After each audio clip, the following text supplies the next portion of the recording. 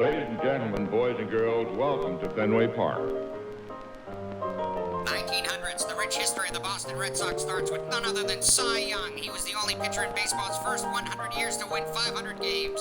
1912, Fenway Park opens, built on its own land in the Fenway section of Boston. 1914, Babe Ruth. The 1915 World Series was marked by strong hitting performances to defeat the Philadelphia Phillies for the championship. 1920s, Babe Ruth is sold to a pack of bums from New Amsterdam. Nothing was ever heard from him or that city again.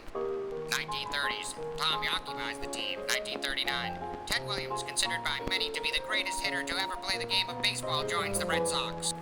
1941, Teddy Ballgame goes 406 in just his third year at only 23 years of age. 1942, Johnny Pesky. If anyone can say he eats, sleeps, and breathes Red Sox baseball, it is Johnny Pesky.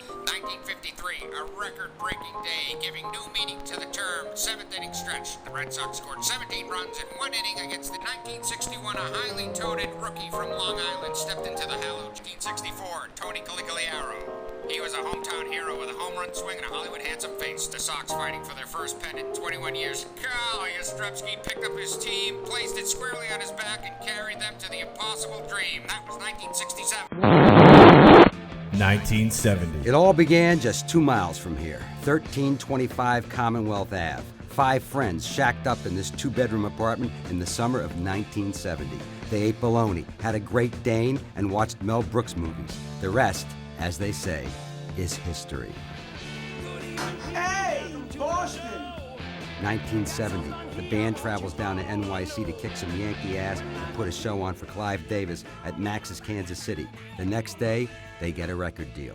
1973, their first record, with a little song you might have heard of called Dream On, followed by the Kick You in the Balls rocker, Get Your Wings. They followed their 2 first albums with a couple of little-known records called Toys in the Attic and Rocks. Soon, they were the biggest band in the world, and they picked up a pretty cool nickname, the Bad Boys from Boston. Being the biggest band in the world doesn't come without its bumps in the road, and in 1979, Joe Perry got traded to the St. Louis Cardinals. Shortly after that, Brad Whitford was hip to the game and got traded to Montreal for Stan Pappy. A couple years later, they thought the team was down for the count, but in '84, through the Players Association, Perry and Whitford rejoined the clubhouse for a tour and an album called Done with Mirrors.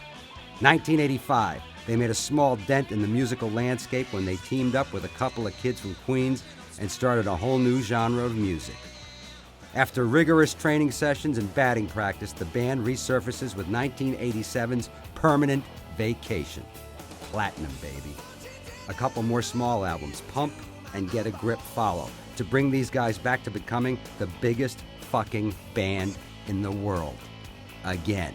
Straight through the 90s, while everyone else wore tattered plaid and stared at their shoes, the Bad Boys from Boston continued to rock with 9 lives. Then, that monster hit, I Don't Want to Miss a Thing, from that movie with the asteroid. Thank God I wasn't in that piece of shit. The 2000s brought on Just Push Play and the Monster Blues record Honkin' on Bobo, and continuous tour after tour, which brings us to where we are today. It all started here and finally ends up here.